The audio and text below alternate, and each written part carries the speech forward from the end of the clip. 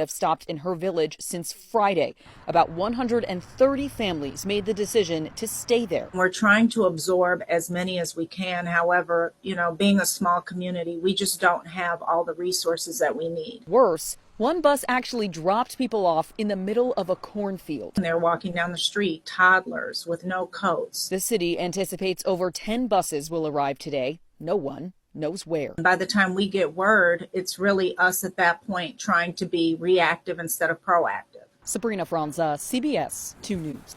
You see what they do? They think they're so slick and clever and got one up on us all the time, but we can see straight through this. They try to insert these clips of little children and mothers and talk about dropping people off in the middle of cornfields. They do that to try to make you feel bad, to try to get you in your feelings and tug at the heartstrings and deviate your attention away from what's really going on. But remember, none of this would be happening if they did their job in the first place. And I'm all for helping mothers and little children that are truly seeking asylum. I'm all for helping them go through the legal process to become United States citizens, but most of the time, that's not the actual situations that are playing out in reality. That's not what really occurs when you see a lot of these migrants coming over. A lot of the time, it's a whole lot of men, young and old, that are connected to the cartels. You don't know what their intentions are. A lot of the times, it ain't good. That's a whole lot of drugs and a whole lot of violence just flooding into our streets, just knocking right there at the doorstep. And at some point, they're going to be busting through your or my door, and I don't want that for anybody. I stay strapped. I stay repping my Second Amendment, and I don't want to put anyone's life in danger. And these people shouldn't want to put